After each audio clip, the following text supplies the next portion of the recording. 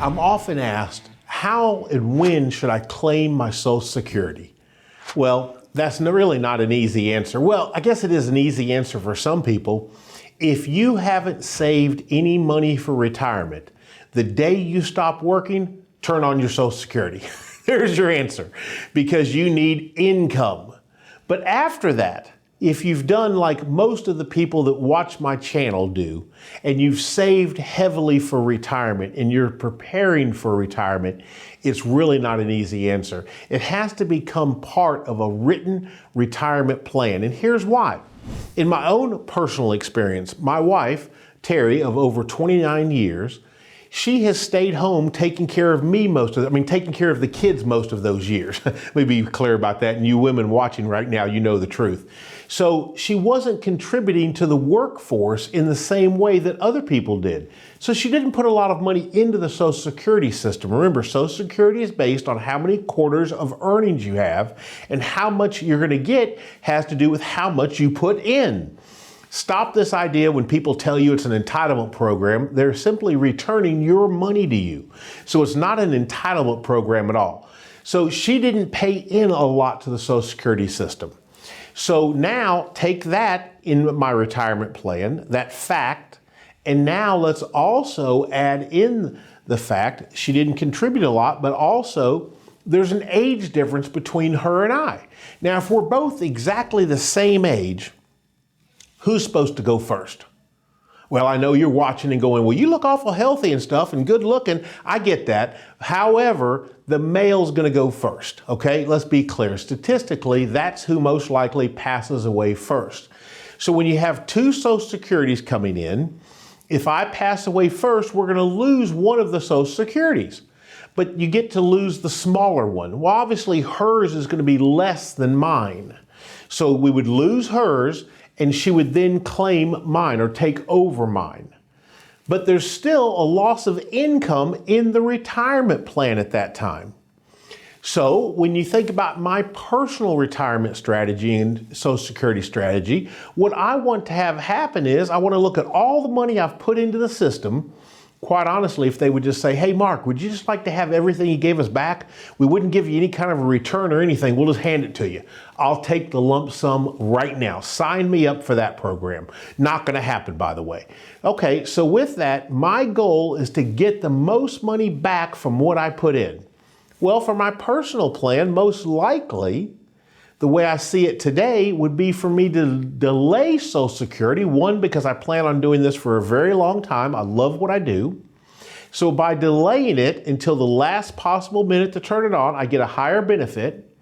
But you say, but Mark, you don't know how long you're going to live. I don't. But with Terry being 10 years younger, we know most likely she outlives me. So it may be that I personally don't see the most money back from my Social Security while I'm alive. But then when I pass away, Terry continues to live a long, happy lifestyle. Well, won't be as happy with me not around, but she continues to live a long, healthy lifestyle, let's say. And hopefully then she gets back the most from Social Security. So that's an idea of how planning can work.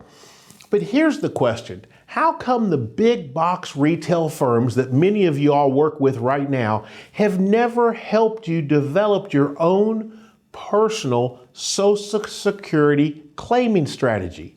How come they haven't talked about how your required minimum distributions, RMDs, the dreaded RMDs on your taxable accounts, the IRAs, the 401s, the alphabet soup of accounts?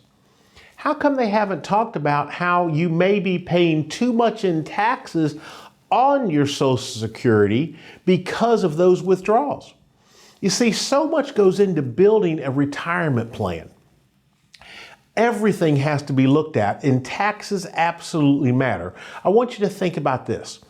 The big box retail firms never talk to you about things like Social Security, advanced tax planning. So when I say advanced tax planning, I want you to think of it this way.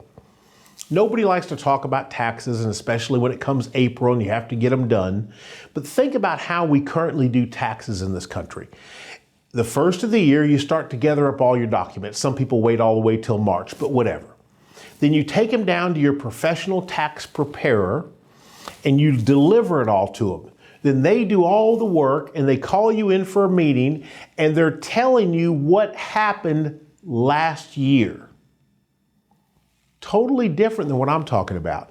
That's like sitting in your car and looking in the rear view mirror because you're looking at what's already happened and they're telling you the damage. They're telling you how the outcome is.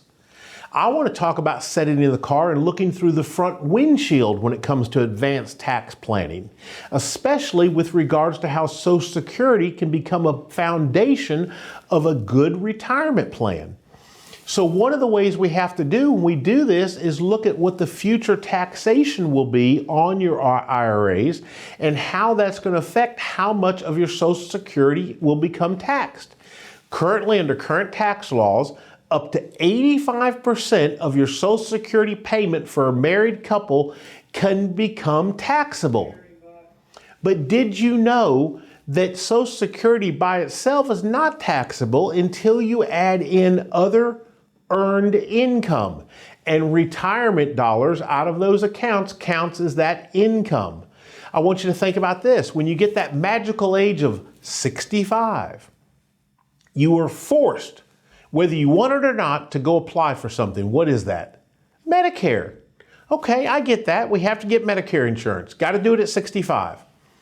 But however, did you know that your neighbor living right next door to you in a similar lifestyle, in a similar home, may be paying 3, 4, or 5 times less for their mandatory Medicare premium than you're paying?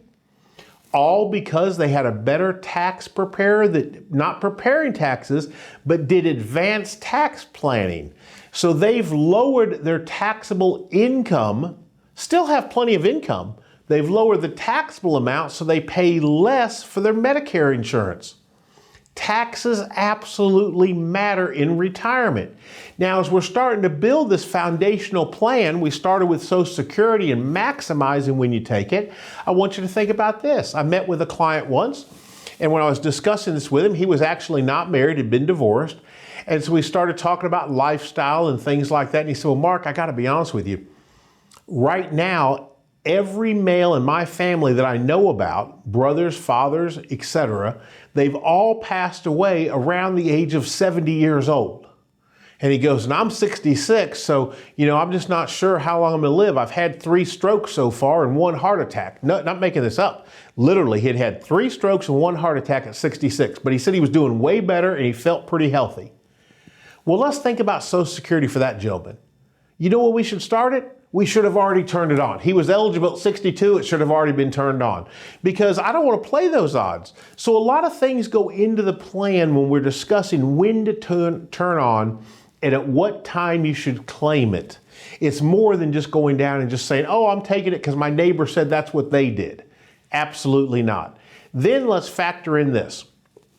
If you're retired and you have to have income, which everybody does in retirement, if you're delaying Social Security, which might be the right thing, not saying it's not, but it might be, you're going to have to take that income from somewhere else. Okay, now think about this. However, if we turn on Social Security when you're no longer working at that time, we are now delaying how much money or lowering how much money we have to take out of the somewhere else account. And it might actually do better. How about this?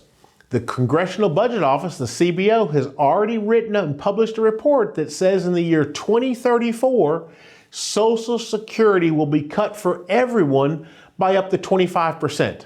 Now that's kind of interesting right there because think about this. Let's say you've decided to delay so you can get more, and then all of a sudden you start claiming it only to find they end up cutting it in the year 2034. Did you really get more from your Social Security? Now let's factor in inflation. When is that money worth more to you? Today, if you're retired, today or in the future? Sounds like I'm making a strong case for turning it on sooner than later. Maybe I am. It depends on your own written retirement plan. And this is why it's so important to get a written retirement plan done by a certified financial planner and make sure you're working with someone that's licensed as a fiduciary.